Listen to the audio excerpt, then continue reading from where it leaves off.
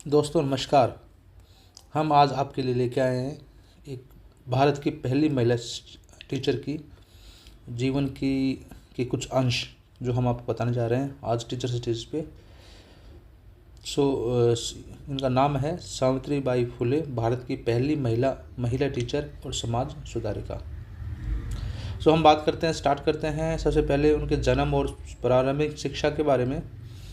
सावित्रीबाई फुले का जन्म महाराष्ट्र के सतारा जिला खंडाला तहसील के नया गांव नामक स्थान पर 3 जनवरी सन 1931 में हुआ।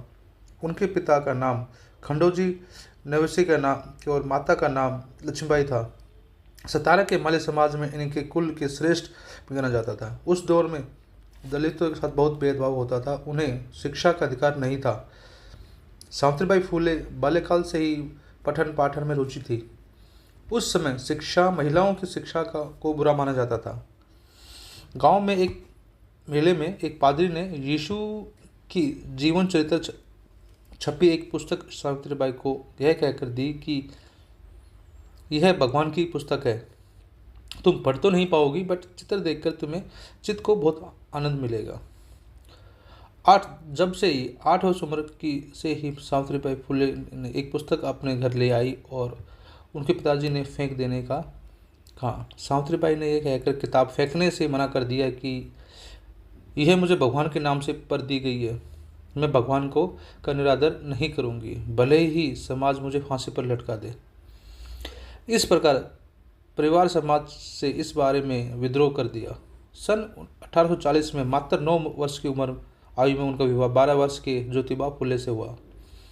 महात्मा ज्योतिबा फुले समय एक महान शिक्षक, विचारक, कार्यकर्ता, समाज सुधारक, लेखक, दार्शनिक, संपादक और क्रांतिकारी थे। अब अगला इनका अंश है जब कैसे इसने अपनी शिक्षा पूरी करी और कैसे इसने महिला शिक्षा की मुहिम छेड़ी। महात्मा ज्योतिबा फुले स्वयं एक महान शिक्षक, विचारक, कार्यकर्ता, महासुधारक, लेखक, दार्शनिक, संपादक, क्रांतिकारी थे।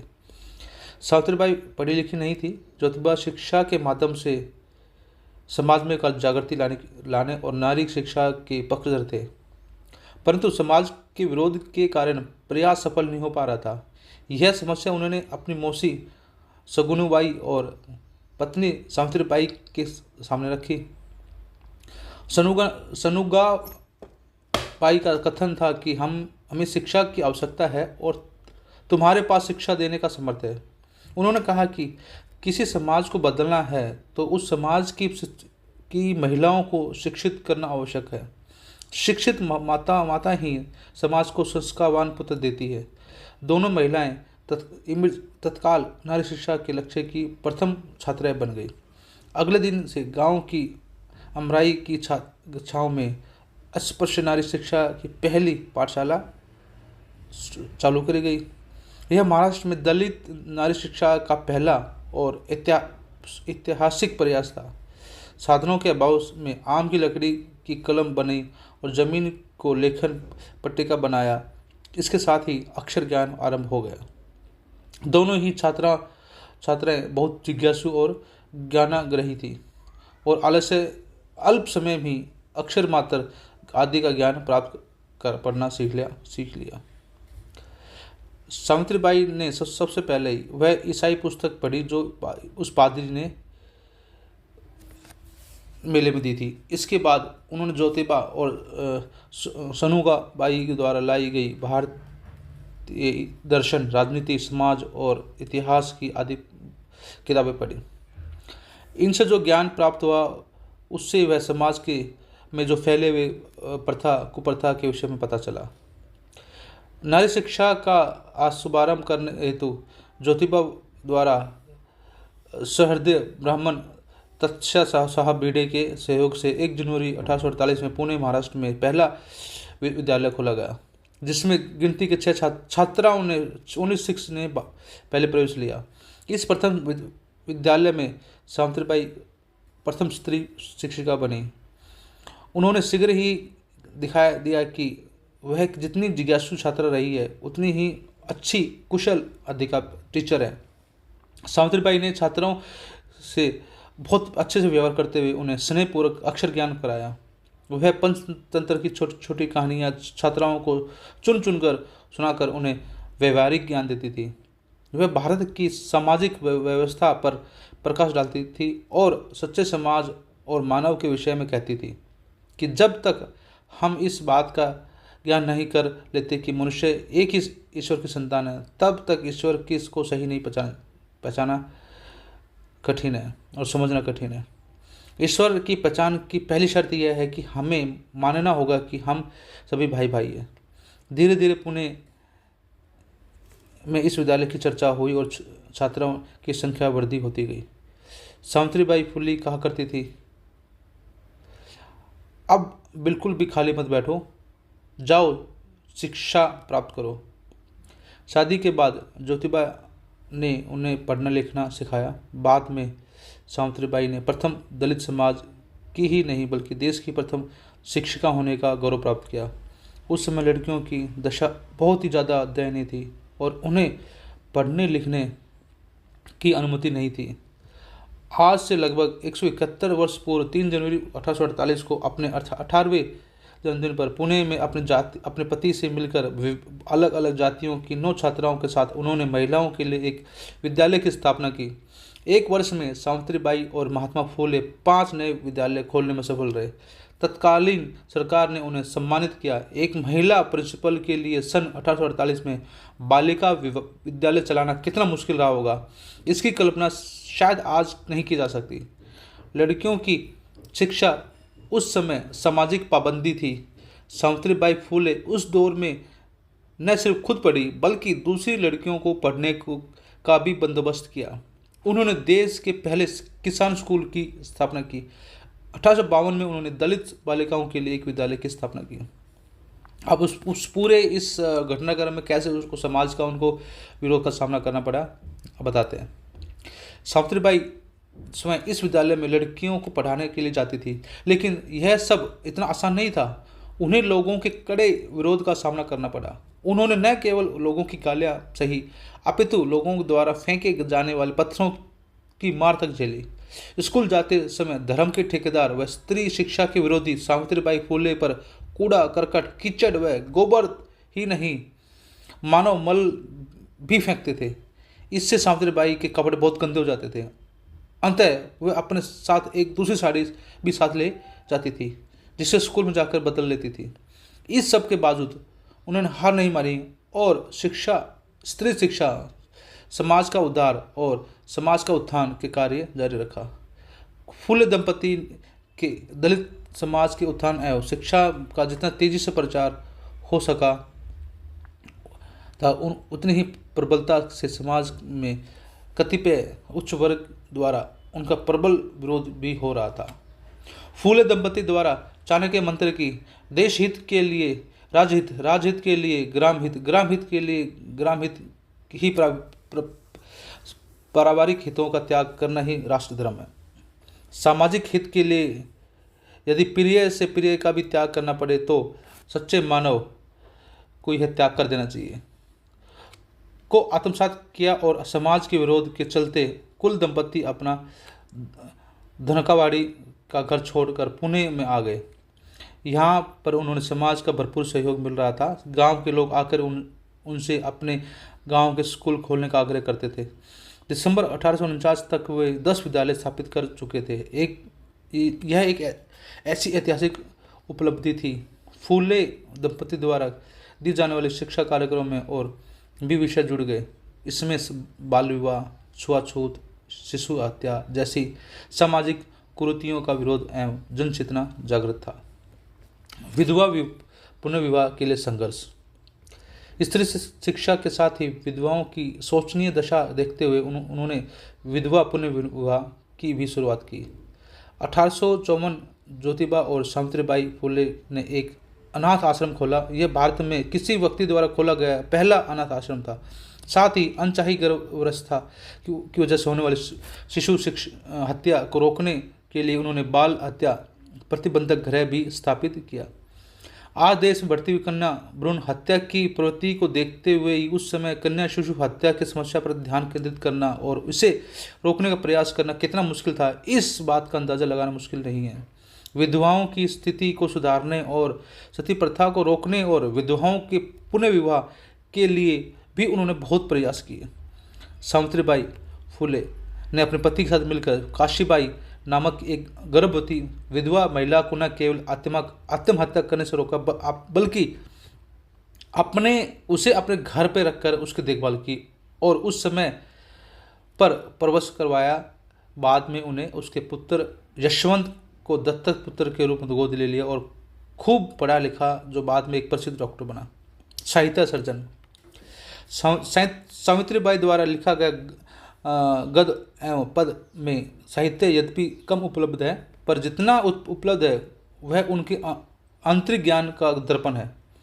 उन्होंने आधुनिक मराठी काव्य का अग्रदूत माना जाता है। कवयित्री के रूप में सावित्रीबाई फुले ने 2 काव्य पुस्तकें लिखी। काव्य फुले, 52 काशी, सुबोध रत्नाकर। बच्चों को विद्यालय आने के लिए प्रेरित करने के लिए वो कहा करती थी। मराठी में रचित उनकी कुछ कविता का हिंदी अनुवाद ऐसे है। सुनहरे दिन का उदय हुआ, आओ प्यारे बच्चों आज, हर्ष उल्लास से तुम्हारा स्वागत करती हूँ आज। अगला, करे नित्य पढ़ाई ज्ञान पाने के लिए, विद्या को समझकर सर्वोच्च, लीजिए लाभ विद्या का मन को एकाग्र करते हुए। विद्या ही धन है, सभी धन दौलत से सर्वश्रेष्ठ, अच्छा जिसके पास है ज्ञान का भंडार, वह ज्ञानी जनता की नजरों में सच्चा। जाओ जाकर पढ़ो लिखो, बनो आत्मनिर्भर, बनो मेहनती, काम करो, ज्ञान और धन इकट्ठा करो। एक अगला अंश है और एक इसके अंश में हम एक और पॉइंट जोड़ते हैं। दलित उत्थान में अतुलनीय योगदान। सावित्रीबाई फुले ने कभी पीछे मुड़कर नहीं देखा।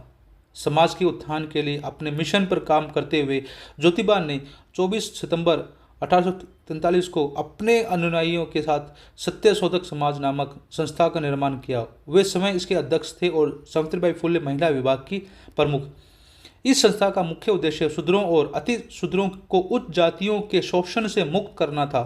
ज्योतिबा के कार्य में सावित्रीबाई ने बराबर का योगदान दिया। ज्योतिबा फुले ने जीवन भर निम्न जातियां, महिलाओं और दलितों के उद्धार के लिए कार्य किया। इस कार्य में उनकी धर्मपत्नी सावित्रीबाई फुले ने जो योगदान दिया वो बहुत ही एक अद्भुत था। यहाँ तक कि कई बार ज्योतिबा फुले स्वयं अपनी पत्नी सावित्रीबाई के से मार्गदर्शन प्राप्त करते थे। नारी शिक्षा, दलित शिक्षा के प्रचार प्रसार और सामाजिक में जो कुप्रथाओं के विरुद्ध जो दीप जलाया था वह मशाल बनकर जल रहा था। सन 1852 तक उनके द्वारा 18 विद्यालय स्थापित किए गए। भारत में इस शैक्षणिक जागरण के प्रयासों को अंग्रेज सरकार ने भी बहुत ही प्रोत्साहित किया। अंग्रेज सरकार द्वारा इन स्कूलों के संस्थापक फुले दंपति को सम्मानित करने के लिए पुणे के एक भव्य समारोह के लिए एक बहुत बड़ा समारोह आयोजित किया। इस समारोह में फुले दंपति को अभिनंदन पत्र दिया गया, जिसे ज्योतिबा ने अपने सहधर्मिणी को सौंप दिया और गौरव भरे स्वर में कहा, यह गौरव तुम्हारा ही गौरव है। मैं तो स्कूल खोलने का निमित्त मात्र था, परंतु उसे सफल संचालन का श्रेय तुम्हें जाता है। सावित्रीबाई ने अभिनंदन अपने पुत्र ससुर को समर्पित कर दिया और उनके चरण स्पर्श में आशीर्वाद लिया। सावित्रीबाई ने नारी को शून्य से शिखर तक यात्रा करने का रास्ता दिखाया और उस रास्ते पर कतारों में नारियां पथिक बन गई। उनके संघर्ष प्रयासों से शिक्षा संस्था का पहला सत्र इतना सफल हुआ कि शिक्षिकाओं का अभाव समाप्त हो गया। यह ऐतिहासिक उपलब्धि थी। सावित्रीबाई का समर्पण अद्वितीय था। उन्होंने कल्पना कार्य से अलग ही उन्होंने कल्पनीय कार्य सिद्ध किया। सावित्रीबाई ने अपने पति के विचारों का पूर्ण प्रभाव अध्ययन के बाद वह गहन चिंतन की जो उनकी प्रवृत्ति ज्योतिबा में थी उसे सावित्रीबाई ने भी अपनाया। वह सामाजिक दर्शन में प्रवीण थी और विचारों की अभिव्यक्ति की रसता के साथ तत्व भी सम्मिलित कर देती थी।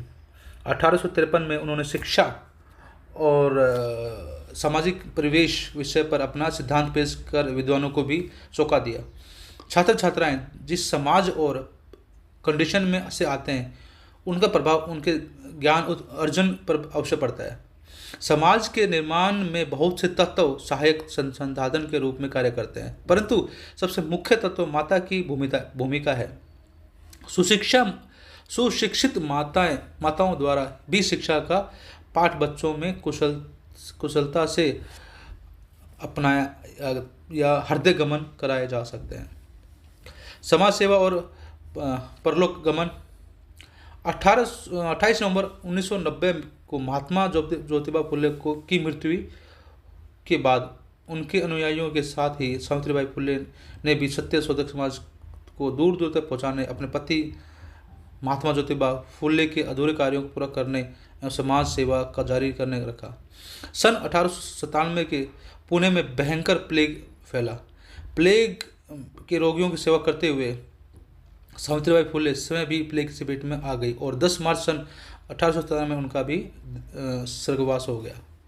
उस जमाने में ये सब कार्य करने इतने सरल नहीं थे जितने आज लग सकते हैं। अनेक कठिनाइयों और समाज के प्रबल विरोधों के बावजूद महिलाओं का जीवन स्तर सुधारने व उन्हें शिक्षित और रूढ़िमुक्त करने में सावित्रीबाई फुले का जो महत्वपूर्ण योगदान रहा है, उसके लिए देश हमेशा उनका ऋणी रहेगा। सचमुच जहां आज भी हम लैंगिक समानता के लिए संघर्ष कर रहे हैं, वहीं अंग्रेजों के ज़माने में सावित्रीबाई फुले ने एक दलित महिला होते हुए महिलाओं की शिक्षा, उत्थान और हिंदू समाज में व्यापक कुरीतियों के खिलाफ जो संघर्ष किया वह अभूतपूर्व और बेहद प्रेरणादायक है। ऐसी महान आत्मा को शत शत नमन। ये थी हमारी भारत की पहली महिला शिक्षिका सावित्रीबाई फुले, जो इन्होंने कठिनाइयाँ फेस करी और उसके बावजूद भी लड़ती रही और देश में जो महिला शिक्षिका का अभियान को इसने सफल बनाया वो बहुत ही अकल्पनीय है। हम आपसे उम्मीद करेंगे आप इनके महिला जो सावित्रीबाई फुले पे और पढ़ें उनके बारे में और इनके विचारों को अपनाएं। हमें आपसे यही रिक्वेस्ट है। धन्यवाद।